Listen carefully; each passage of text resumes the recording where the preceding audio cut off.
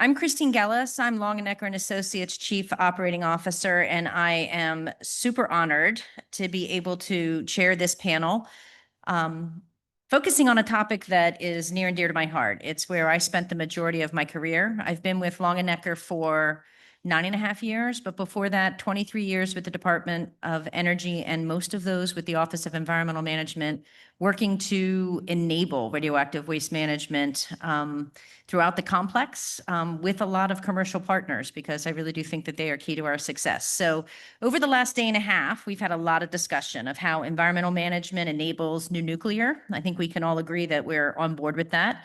I think the last panel did a great job of explaining how it's also a really necessary enabler to national security and other DOE missions.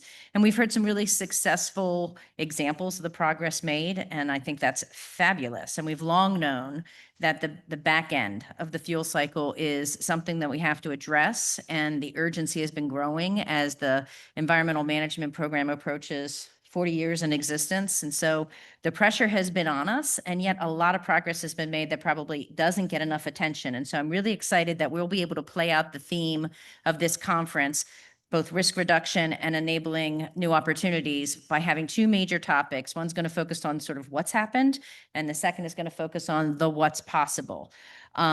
Just a few other points I'll make. I think that we are at a really exciting time.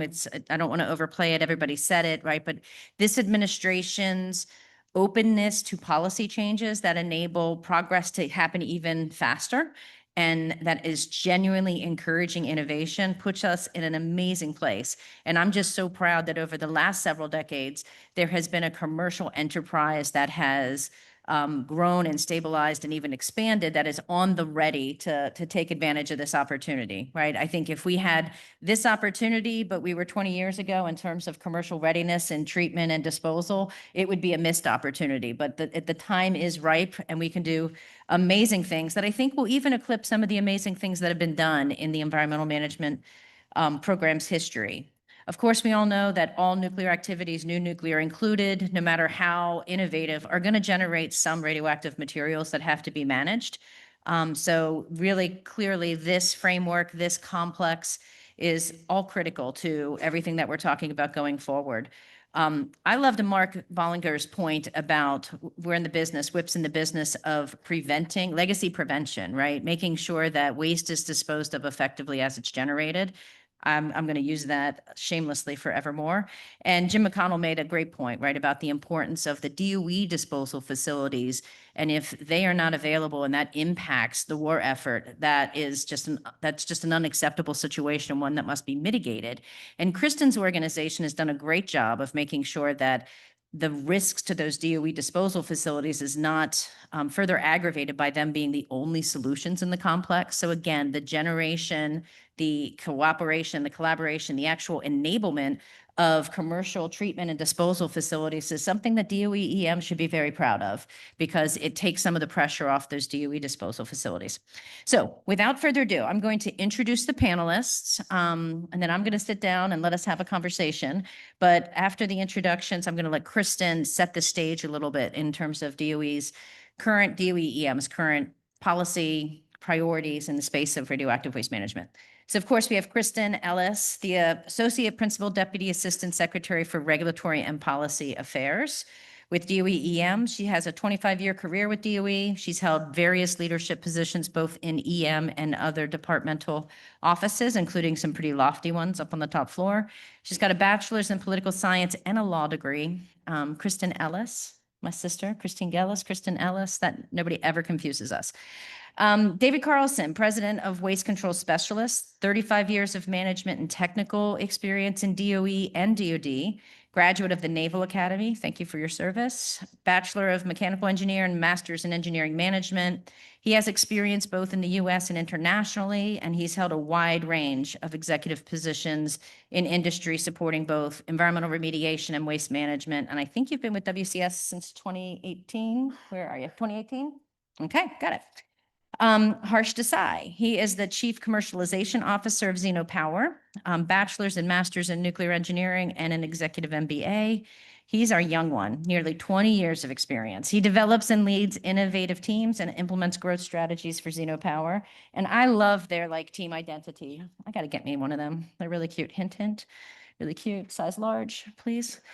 Mark Duff, President and CEO of Perma-Fix Environmental Solutions, Bachelor of Science and an MBA, over 40 years of experience in technical and leadership positions across our industry. I mean, I was looking over your resume, Mark. It's pretty impressive.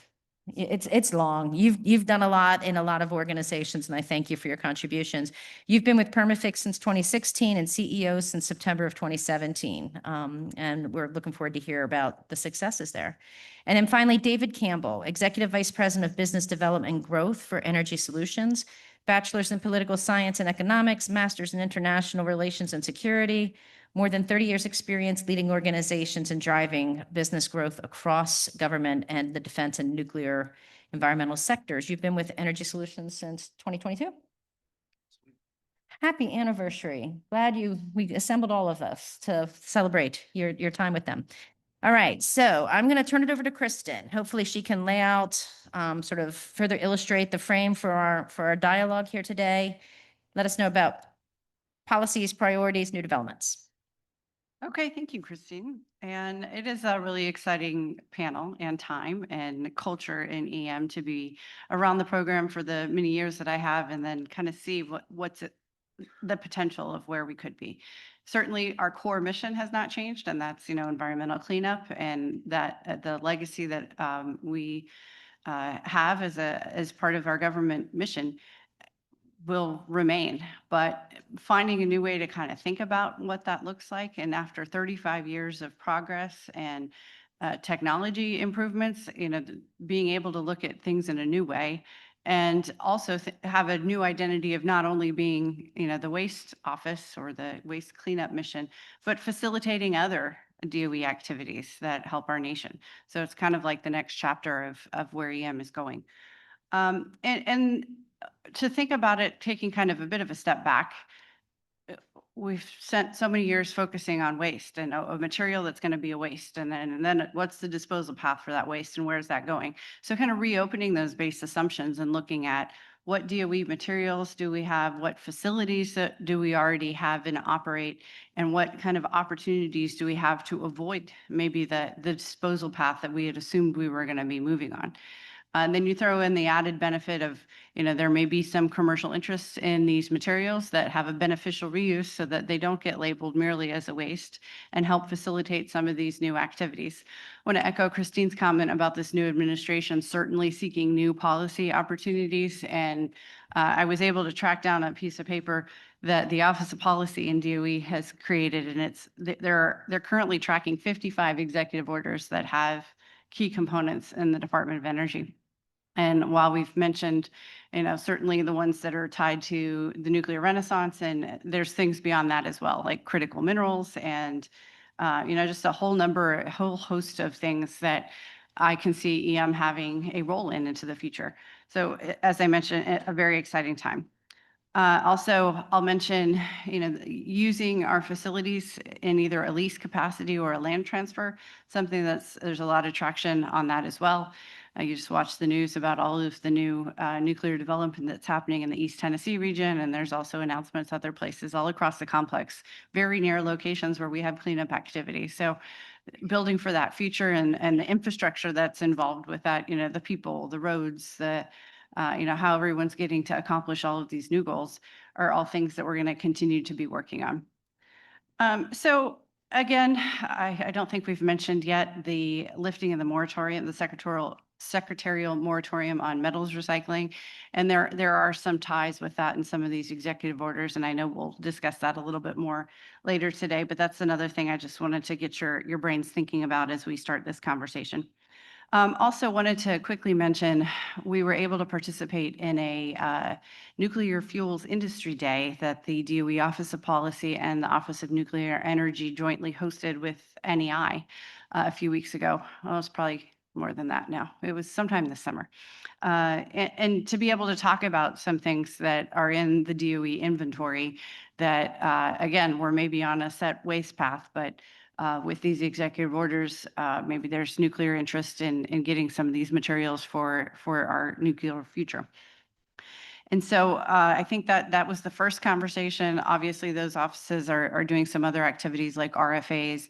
But I think it's been a good exercise for us within the department to really sharpen our pencils and get a better accounting of what all of these realms of the possible are. And so that's a kind of active activity that's happening now. And maybe at our next cleanup workshop, we'll be able to roll out some announcements of things that we've gotten off the books and moved along. Christine also mentioned kind of remaining policy challenges, and that's certainly something near and dear to my heart. I'll just give you one of our sites, an example, and I know it was highlighted in a panel yesterday, the West Valley site, which as some of you EM historians can tell me better, was originally a state of New York reprocessing facility that we now have some responsibilities to aid in the cleanup.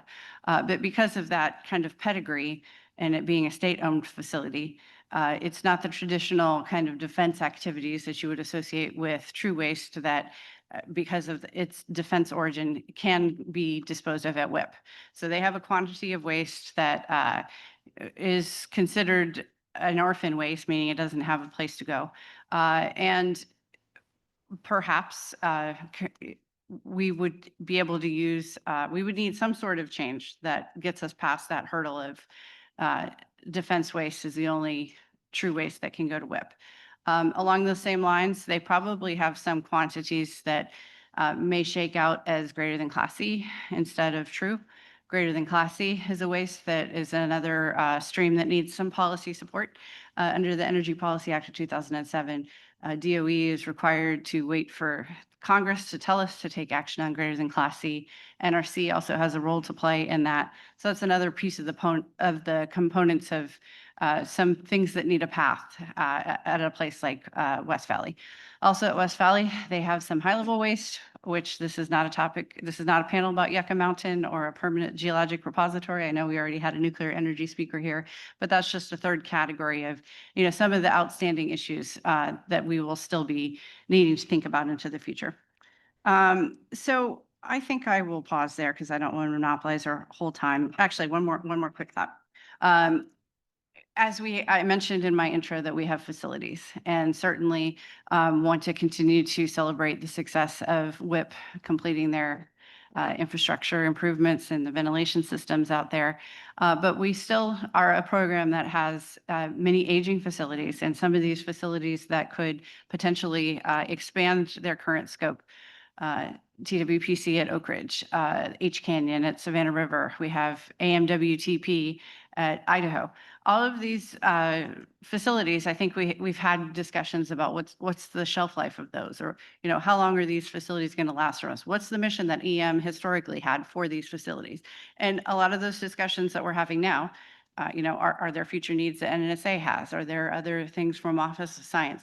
So revisiting all of those facilities as we've moved out of landlord status at Savannah River. What does the future of H Canyon look like? So all of these things are part of the discussion now, and it's a very different place than the program was in 1989, where we were still starting on characterizing and getting a handle on what was in the whole enterprise. So with that, I'll Since you were so concise, I want to ask you two questions before we go to our panel conversation, if I can. And I'll just observe that you mentioned the facilities, you mentioned WIP, and Mark in his various presentations did a really eloquent job of emphasizing that they've been proactively addressing the regulatory alignment necessary for WIP to exist for decades more to come, which it wasn't that long ago that there was a whole group of stakeholders who thought WIP was closing in 2030, right? Which would have presented a really significant challenge to the pit production missions and other things. So I think that in and of itself is a huge thing. Everybody's embracing WIP's future, and that's wonderful. And its expansions, that physical expansion, not mission expansion, physical expansion, and that's a wonderful thing. Can you talk a little bit about how you think EM and nuclear energy and even legacy management will work together in this administration? Absolutely. We're working very closely together. And I kind of alluded to that about, I'll give a quick example of, NNSA has, as they're ramping up their pit production needs, They have historic artifacts of their program, and they need to make decisions on how they treat and dispose of them. And they don't have the same level of facilities. And we're working, for example, with an NSA about a quantity of glove boxes that they have. And, does it make more sense to treat that at AMWTP in Idaho instead of them having to stand up and start a whole, waste treatment stream? We talk to legacy management frequently, also because they have kind of similar quantities of potentially interesting critical materials. We have to work hand in hand very closely with legacy management as we close out our sites and turn them over to legacy management. But like, for example, when we're done sending things to waste control specialists in Texas, legacy management will have the long-term surveillance and maintenance. So those conversations are active, ongoing. As far as nuclear energy goes, certainly they've been very active in the various executive orders, and they have some very aggressive timelines that they're trying to deliver to. Given our cleanup role in Idaho and Idaho National Lab being the NE's primary site out in the field, obviously they're talking all day, every day. But again, I think we're seeing a lot of our contractor workforce taking on activities for these other DOE programs. You see it at Oak Ridge, you see it at Idaho. And again, like this example I gave with Los Alamos, I think we're all experiencing the increase in interest from the new administration proposals. So that's creating a lot of, I think, going back to the drawing board from all of these programs and revisiting previous assumptions. That's happening, not just with us. Thank you. To the interactive portion. Here we are. Okay, guys, our first topic is, again, thinking about stuff that has happened. So risks that we've reduced. So I'm going to ask each of you to spend some time talking about a recent waste management success or even an ongoing project that you want to highlight. And do I have a volunteer to go first? Dave Carlson, you want to go first? Thank you for volunteering. Absolutely. Absolutely. So at Waste Control Specialists, of course, we're focused on disposal, treatment, transportation, and that part of the life cycle. So let me talk about just a couple of things we do in support of DOE. And I'll start with one that I think most people are familiar with. That's TBI, the Test Bed Initiative. And for anybody that's not familiar, that's a demonstration of the use of grout and offsite disposal for lower activity tank wastes coming out of the Hanford site. So how that's gone, back in 2018, this was really first initiated at a very small scale. It was 3 gallons at that point in time that was actually stabilized, solidified up at the Hanford site, and then shipped to our facility at WCS just to test out the pathway and to make sure that that could be done appropriately from a regulatory standpoint and get all stakeholders to see it and understand it. Just recently in 2025, there were 2,000 gallons more that were shipped under the Test Bed Initiative. I suppose we call it phase 2. And that was split for disposal between Waste Control Specialists and EnergySolutions. We each got 1,000 gallons out of that. That was stabilization at our facilities, so shipped as a liquid to those 2 facilities for stabilization. It's mixed waste, so it had both hazardous and radioactive components to it. It was all Class A waste, so the characterized as the lowest level of low-level radioactive waste. So at both of our sites, we treated that for those rec constituents, solidified, and then disposed of it. That program was successful and fully demonstrated there. As we look to the future, my site, for example, currently takes about 1 million gallons a year of liquid radioactive waste into the site, stabilize it, and dispose of it. So we have capacity. But as we look for the future, we look forward to what the decision makers ultimately decide to do. I know there's some language in some future agreements that might indicate more of this. So we're standing by and we'll participate in that as that goes forward. Another one I wanted to mention is depleted uranium. Depleted uranium, I think everybody's familiar with, and we'll hear a lot more about it in a presentation after lunch. But there's over 60,000 cylinders at Portsmouth and Paducah that are being converted from a less stable form, depleted uranium hexafluoride, into a more stable form, depleted uranium oxide. And when they're converted, those go for disposal. So back in 2015 or so, the department asked us to get into our license disposal of depleted uranium, which we did back then. There was a demonstration then in 2020 where 6 cylinders were disposed at our site. And then in 23 through 25, there's been a few more cylinders that were also disposed. Those go into our federal facility. That's a facility that's a disposal trench, I suppose, that's 120 feet deep.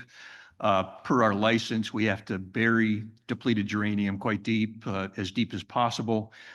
So the deepest is 120, and I think the shallowest is about 90 feet below ground surface. That particular facility, as Kristen mentioned, ultimately reverts to LM at the end of life. So once we have it filled up, LM will take over the facility once we've gone through a post-closure process and so on.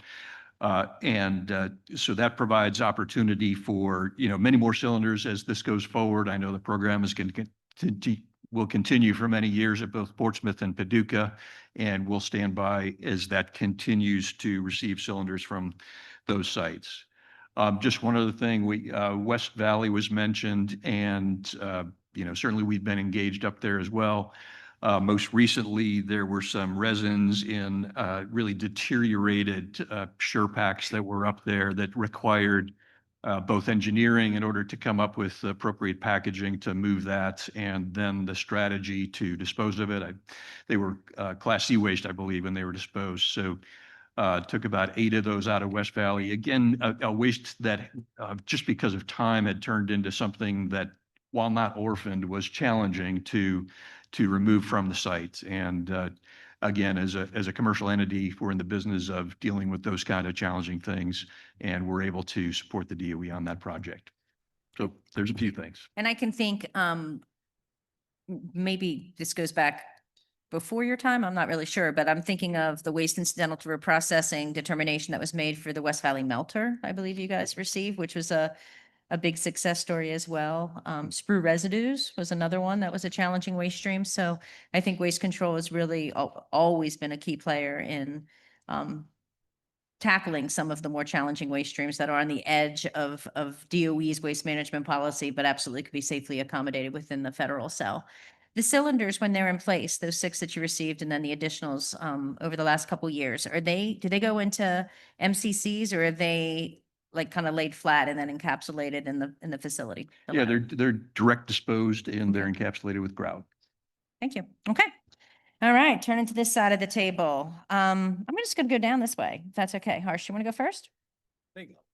You want them to go first? Yeah. Okay, all right. So, I don't know who's running this panel, but okay. I don't have a jacket. All right, Duff, you go. You know, a beard either, like everyone else seems to have over here. Thanks, Christine. I appreciate the opportunity to talk about Perma-Fix a little bit. As far as our management accomplishments, I think clearly our biggest accomplishment in the last year or so is the upgrades we've made to our Perma-Fix Northwest facility, which is located right outside of the Hanford facility, both administrative and technological. On the administrative side of the house, we just are in the final throes of getting our permit renewal through the state, and this permit will allow us to expand our existing capacity significantly to support the ongoing Hanford mission in a number of different ways, and it'll also allow us to do permit mods as we see changes going along, because that's been a long time coming. We should have that in the next 6 weeks or so. And secondly, on the administrative side of the house, we just ratified our agreement with the local 598 building trades to completely unionize our facility in Hanford. We're outside Hanford. That's been a big deal for us because we've had a difficult time managing workforces consistently without turnover. We lose a lot of people to the Hanford facility. But even more importantly, it's going to allow us to ramp up our facility to multiple shifts. So we'll be going from 1 to 4 shifts with that agreement and then providing that labor. So that's a really good relationship so far. We just signed the agreement this morning. So we'll be off and running here on October 1st with the union workforce. On the technology side of the house, we've made a lot of advancements with our recent partnerships with H2C. We're starting to receive a lot more waste for solidification and encapsulation, particularly from ETF and from a few other things. As the mission continues at Hanford with the new permit and our workforce, we're in a very good position to expand that capacity. and to meet those needs. Along with that is our TRU program, which we have a partnership with CPCCO on that to process their TRU glove boxes on site. It's a very mature process. We've been doing it for about 10 years. Where we take the glove boxes through out-of-commerce shipments. We tear those apart, repackage them into SWBs with oversight by CPCCO and for verification for WIP. Those SWBs go back to the site for storage until they can ship them. So we've been doing this pretty rapidly, but we've been able to accelerate the procedures and the approach and still maintain our safety envelope to get about 300 cubic meters of glove boxes done in the past year, which is significantly far, about 10% above the goal. And lastly, we've made a lot of improvements in our facility to support the grouting program. Has been mentioned a couple of times, particularly by Ray Geimer yesterday, the holistic agreement, which includes 22 tanks to be retrieved by 2040, is going to require a lot of capacity for grouting. We're located right near the facility in the West End tank farms. But now with this new permit, we'll be able to do about 1 million gallons a year, but with the ability to modify that permit to expand that to about 3 million gallons a year. So a lot of things happening up at Northwest. We also have a very robust international waste program. We have 2 incinerators there that are quite unique, where we can receive waste and incinerate it, reduce the volume down to about 95% of the original volume, stabilize it, and then we send it back. So in Europe, particularly, as well as Mexico and some other countries, there's no disposal options for them. So storage is quite expensive, and being able to reduce their volumes by 95% and stabilize it for long-term storage is very attractive enough to ship the waste all the way across the pond to us in Washington to do that treatment. The real technical part gets in there with the shipping and logistics of it, getting through NRC and the State Department to make sure the waste gets shipped back. That's a process we've refined over the last several years. Now we're getting a steady stream of waste from Germany and Italy, the UK and Japan, as well as Canada and Mexico. So a real growing part of our facility in Northwest, and that facility's made a lot of other technology advancements in the past several months. That's impressive. I'm going to ask you a nosy question. Do tariffs impact that? They don't. The only thing it can impact is your containers, but no, So materials, but not services. exactly right. Got Yeah, it. we have asked that question numerous times, make sure no one gets in trouble, but no tariff issues yet. Cool. Thank you very much. All right, David Campbell, what you got? You want to use some slides? Yes. Okay. Since I'm a late addition, I took the prerogative of bringing some pretty pictures. So we'll, if we can pull that up. So most people know EnergySolutions. We're the leading provider of the logistics, packaging, and low-level waste disposal. Been doing it for 30 years. Of course, we also, do a lot of other work in the federal sphere, both in DOE and DOD, leading commercial D&D, reactor D&D company. And we're really expanding in an international arena as well in terms of helping our clients deal with their waste and their decommissioning needs. We've also, just for people's interest, we've really moved in towards becoming a full life cycle type of company. So we've moved into the front end of the life cycle in terms of construction capability, supporting our clients. We touch 100% of the utilities in North America. So we are also providing support in other nuclear services, modifications, things of that nature as well. I wanted to talk real quick on just everyone always asks me what's going on with DU, our DU cell.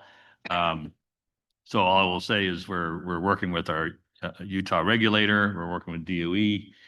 We're kind of in the final throes of that. Mark mentioned, permitting changes take some time. So I won't say when it will get done, but it's almost there. And we're excited about getting that done. That'll help the department in terms of their ability to deal with the DU Duff 6 out of Portsmouth and Paducah. But what I wanted to talk about real quick is sort of further expand on the TBI that Dave talked about. We received our allotment of roughly 1,000 gallons on April 24 and had completed the treatment and disposal of that by May 27. Why did it take a month? It normally wouldn't, but because this was the first shipment from a generator. Our radioactive materials license and our RCRA permit requires us to both test the waste and when we receive it for confirmation, and then after we treat it as well. So that was a little bit of a process that would, if more came, that would be expedited in the future. But those tests confirmed it was Class A waste, right? Correct, Yeah. correct, Awesome. yes. Things, again, we've been treating and disposing of for a long time. So just a couple of pretty pictures. Who doesn't like to see waste containers and liquid waste and dirt? But I thought I would just add a little bit to it. We did, we sampled the waste in secondary containment areas in our mixed waste operations building. We had to do 2-liter samples of the aqueous liquids. We did composite samples of equal amounts from each of the 3 containers that we received, and we used a sampler to get a full cross-sectional sample of it. So when we sent it off to our partners, Gel Laboratories, we could get the right sampling there. We then moved into the RCRA treatment and solidification. We batched the treatment in our 3.5 cubic yard mixer, approximately 200 gallons per batch, or equivalent of about 2,000 pounds. We treated using our reagents, which we added, allowed to mix the predetermined length of time. Just, so people understand, our proprietary reagent was evaluated and approved by H2C. So, they got to play around with it. We did a couple samples with them ahead of time. And so we were able to treat all this waste. When we were done, just as an aside, that 1,000 gallons of liquid waste ended up becoming about almost 2 times the volume once it's treated. And what we end up doing is we don't build a monolith or anything like that. When we're done treating, it's really a granular, almost soil-like product, and then which is really helpful in terms of how we dispose of the waste out at Clive. Of course, we pre-treated, or we pre-sampled the waste. So we also had to post-sample the waste once we had treated it. And so to make sure it didn't have organics and things of that nature, and it could meet our LDR. Just for the record, we also have a vacuum thermal desorption unit co-located at that site. So if it had organics, we could then treat it for organics, which we've done many times with DOE waste, particularly out of Idaho. So we have that capability should any of the waste end up with organics in it. And then finally, we moved to the disposal in the embankment for permanent disposal. Ended up again with a granular material that can be spread across. It's more economical to do it that way than receiving a monolith of some sort. Volume is really important in disposal sites, so it's really helpful to do it that way.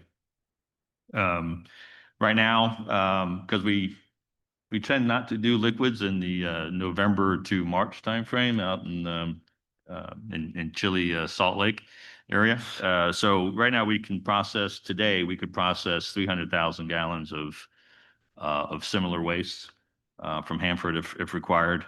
And with just some minor capital improvements, we could be up to over 1 million in about a year's time. So you package it in soft-sided containers and then breach the package so that you basically are bulk disposing it. Cool. Correct. Yep. Okay. How many more slides you got? Because I want to I give think Harsh. that's it. Awesome. Thank you. Appreciate you. And I do appreciate you sort of demystifying the test bed, and it really is brings some confidence to the fact that there is a very credible path for low activity tank It's- waste that doesn't require. It's very normal. Yeah, very normal. All right. So Harsh, you were a genius to go last, because I know your role and your perspective is a little bit different, but what success story do you want to share with us? Sure. Happy to talk a little bit about us. So before I talk about success story, since many of you may not know who we are, let me just give a 30-second Zeno pitch. So at Zeno Power, we build radioisotope power systems. So essentially nuclear batteries that provide power in austere environments. So when I say austere environments, I'm talking about places that are very hard to reach, places that don't have access to persistent and reliable power for long duration. So think of space environments, think of lunar surface, think of seabed environments. These are the hard places that we don't have, like I said, persistent access to power, but there is clearly a capability that is required because we want to do various different missions there. So our intent here is to build a system that can provide power. What we're doing is not necessarily just building power systems. What we're enabling is a capability. So our customers don't actually generally care where the power comes from. What they care about is what is the end of that? What do we actually enable for them? So for us, what we have been working a lot closely with is a bunch of stakeholders within this room and outside of this room to enable the capability for us to actually build these power systems. So just to kind of give you a little bit of an idea, why does this matter? And I keep on saying enable capabilities. Why does that matter? Well, if you think of space environments, we're in the second space race. Just in the last year and a half, 5 countries have landed on the moon: United States, Russia, China, Japan, and India. All of these countries have interests in accessing resources on the moon or having presence on the moon. These are tens to hundreds of millions of dollars worth of missions. They're clearly going there to actually do various different activities there and have a presence there. As many of you know, on the lunar surface, you have a lunar day, which is 14 Earth days of sunlight, and then a lunar night, which is a 14 days of dark, rigid, cold. So when you're on the lunar day side, you have the sun, things can heat up, you have access to potentially generating power. When you are on the other side, you do not. It gets to close to negative 200 degrees Celsius. Everything dies. We do not have the capability of surviving the lunar night. However, there is one country that does, and that is China. China has had presence on the moon with a radioisotope power system that they acquired from Russia and can survive on the lunar surface since 2019. They've been able to do missions on that side. That is what we are looking to enable.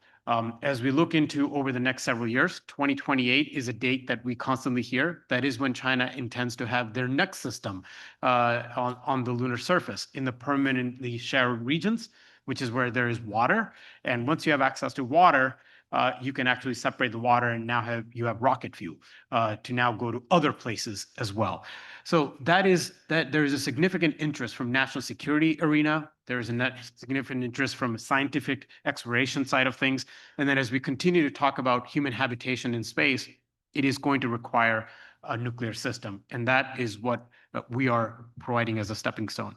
And then finally, when we look at other environments like maritime environments, you've probably heard the words, we're in a great power competition currently. As we look into the currently geopolitical environments we are in, having access to have data, having access to ensure threat detection in a maritime environment is a key thing that Navy and DoD care a lot about.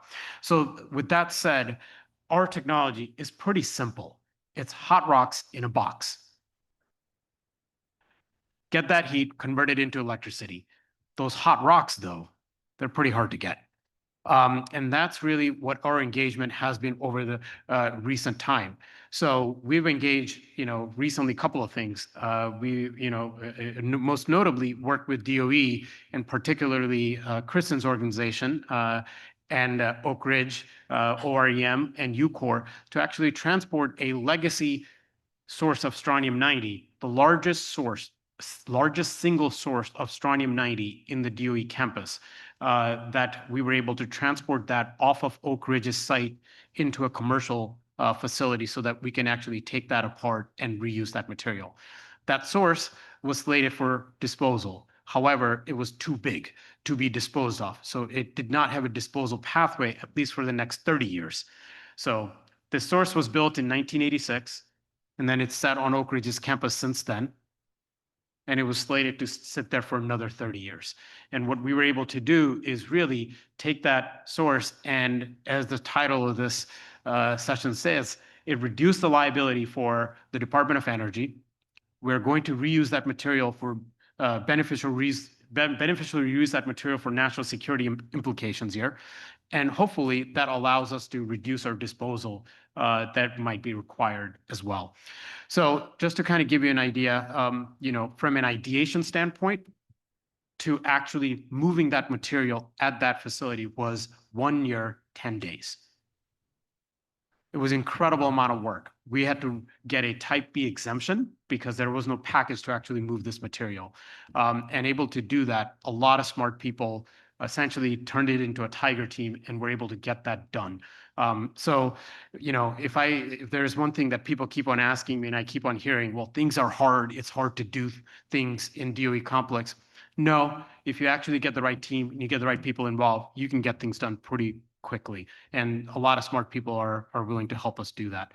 And then finally, a second thing that I'll just mention is, as we start transition, so that strontium-90 primarily will help with maritime environments, maybe some space applications.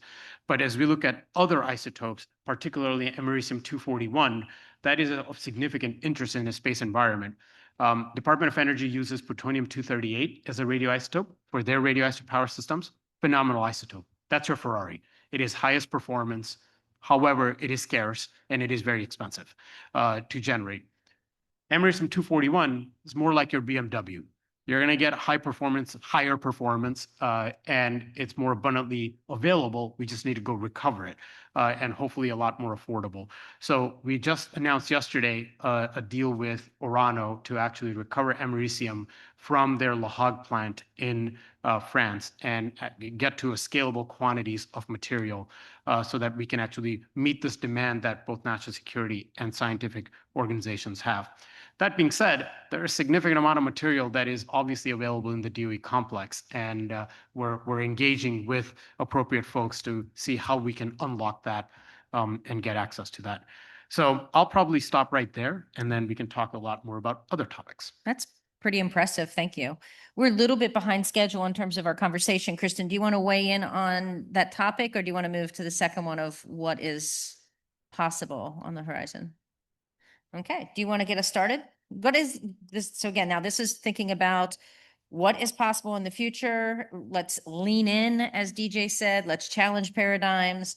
Let's assume that the answer doesn't have to be no, and we can replicate and maybe even streamline a 1 year, 10-day process for the out of the box thinking and make that something that is just normal course of business. Go ahead, Chris. Yeah, certainly. I think, and thanks for Hirsch for all those kind words. I think this is a good kind of starting example of what's in the realm of the possible, and building on these successes as we have these individual public-private partnerships and build from them into the future. I think also what's possible into the future, as I alluded to in my introductory comments, as we're building out the infrastructure, things like our disposal facilities, but also, building out the abilities of some of the facilities to do work beyond just their own individual site. I'm thinking of, I know we are on a path to get the TRU from SPRU up in New York, out of TRU down to Oak Ridge through the TWPC facility, and then, on its way. So while that facility was traditionally, focused on Oak Ridge activities, being able to look at something like that and expand it, and as they can use infrastructure investments from future projects and other site needs or other needs from other DOE offices, I think it just helps us finance these facilities that we need for our core work as well. I wanted to also quickly highlight a project that I know I highlighted at this same panel last year, and that's addressing nickel. And they have significant quantities of that among both Portsmouth and the Paducah facility. And I know Joel has worked very hard in his rollout at the site to get a kind of unique partnership in place with a company called Conducive, which, instead of having the traditional kind of contractor relationship where we pay them to do a job, it's, they do the job and the output is the nickel is available for other commercial use at the end of the day. And there's, supreme supply demand for nickel. And back to some of the kind of geopolitical things that Harsh alluded to, having domestic sources available from, existing waste streams to make them available as assets for our country. I think that's really a great kind of view of what's in the potential and how we can be thinking about these things differently. I also resonated with your comment about finding efficiencies and way to do things. While it's not a traditional recycling topic, perhaps the concept of how we do land transfers and leases and, the authorities that we have under 10 CFR 770 to work with the communities and the communities reuse organizations, I would put that under the category of reuse because it is what we're seeing in the commercial realm as far as we finish up work at like K25 and ETTP at Oak Ridge and making that available for the region for other future nuclear and industrial missions. The land transfer process is one of those really, another one of those DOE packages that has 50 different people look at them. So we're spending a fair amount of time trying to expedite that process because we'd rather be in that side of the transactions where Harsh can say, oh, this really didn't take that long.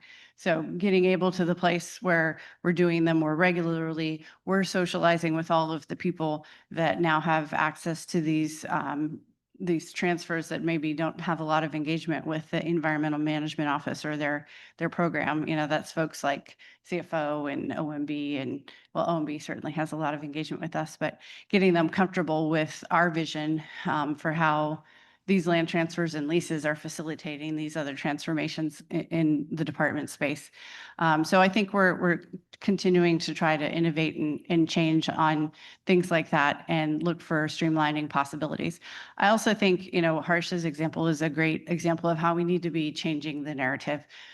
We get lots of coverage on things like our life cycle costs and, the to-go costs and so much time and resource goes into coming up with what those calculations are. If we could, focus to how these things, instead of it's the sunk cost into the future, if we could avoid those and have these materials available in other ways to other customers instead of, just a permanent disposal path, I think really thinking about the program in a different way, we're starting to see that really catch on. So to that end, are you suggesting that there should be like an actual formalization of policy that requires a systematic review of the inventories of legacy waste and surplus materials to sort of redefine what doesn't have to go on a disposal path? I'm certain that NNSA and NE would raise their hand and say, hey, I know I told you 20 years ago, I don't want that, but Sure. hey, come on, give it back. So a big formal process like that does not sound like it's on the edge of, super I understand efficient and strict process, but I mean, I do think it has to be more than ad hoc. I think, what we're experiencing in EM is certainly happening in the other offices. Again, they're operating in new environments. Everything's changing and evolving. Making assumptions based on some paperwork from 30 years ago doesn't make sense, certainly. And I think, again, as we're responding to these external requests for things that, weren't really on the radar 5 years ago that, hey, maybe, nuclear developers are going to have interest in X, Y, and Z. Certainly, I think, we're seeing a lot more conversations among those offices, NE, NNSA, and EM. Yep. We're all kind of reframing that discussion. So don't over bureaucratize it, but certainly encourage people to raise your hand and challenge the status quo decision. Yes, I think we're seeing a lot of kind of new approaches to kind of one-offs. Okay, this is a pilot. Let's try to do this to synergize this, muscle memory and do it more into the future. Perfect. Okay. Dave, let's start with waste control. What's something in the future you wanna talk about? What's on the horizon? How are you going to innovate? The two projects. Excuse me. So the two projects that I talked about, I think are important going into the future. So, TBI as that advances and there's plenty of things that have to happen before that can go further. But I think there's an opportunity there for the department that we see in the future. And certainly as things move forward with depleted uranium, that's a future opportunity as well. What we do see with depleted uranium, and it is very exciting, is that we have folks that are coming in, GLE and General Matter, that are intending to re-enrich the tails that are out there right now. Right. And that's great. And that's part of the reuse that we've talked about here. At the end of that, there's still 90+% of the cylinders that still have to go through the DUF6 deconversion process and ultimately go to disposal. But, there's an area where we are seeing that kind of reuse, and very exciting to see re-enrichment of some of those tails. Okay, so two things. Let's make sure as that happens, that everybody keeps the thread that that's DOE origin material that's gonna get handled and come back, so it'll be eligible for the Fed cell, right? Because you'll want that DU to go into the Fed cell. Okay, second, what about greater than Class C? That's not really a technical issue. It's more a political issue. So But still interested in it? I think I'll avoid the question. Oh, come on. Didn't fall for my trap.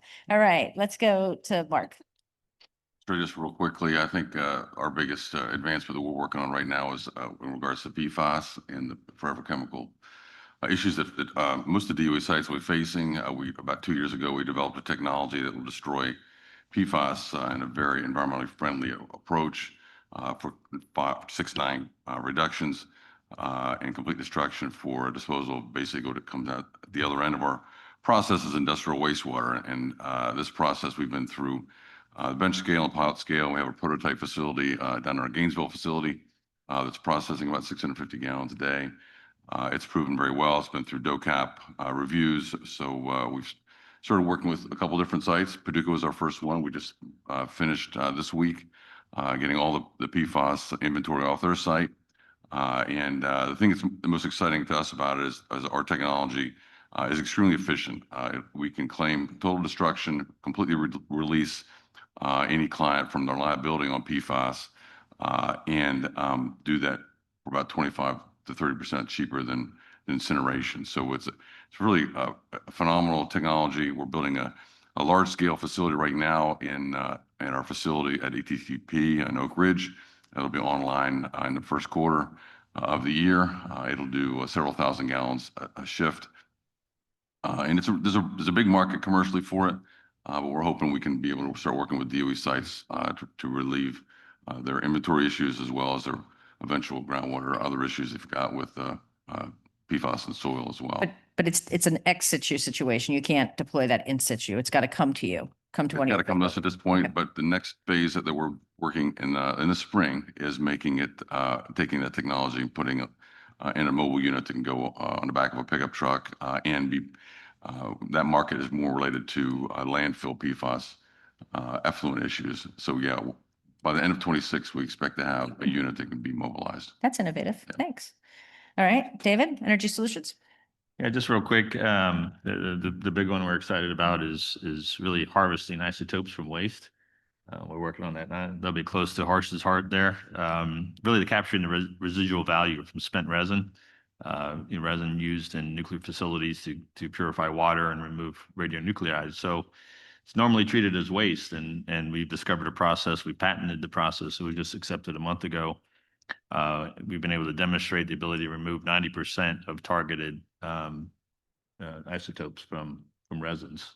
So we're excited about that. We've been able to demonstrate. We're still working through the flow sheets with various universities, various processes we have at Bear Creek facility in Tennessee, where we've been able to capture carbon-14, cobalt-60, cesium-137, nickel-63, and strontium-90. So a lot of applicability in the industry for that. We're working through with our clients.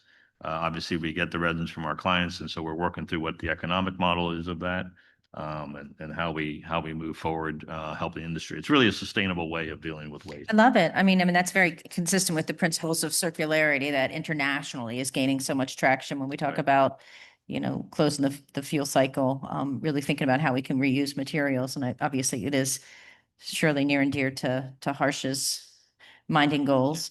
I mean, I just have to say, like, the economic model is going to be really interesting. How does that impact even the cost of disposal, right? Because now you're receiving not a liability, but an asset. So Yeah, there's different ways. I mean, there is a pure economic model where it can be used in the medical industry and the space industry and places like that. Others, some clients have a more egalitarian approach to it. They don't like carbon going up the stack, things of that nature. So it depends on the client. yeah, and having a flexible approach, right? You can pay for it to go, or you can pay for it to be recovered, and that recovery has an asset for you carrying forward. It's cool. Correct. Love it. Or for that, it may not.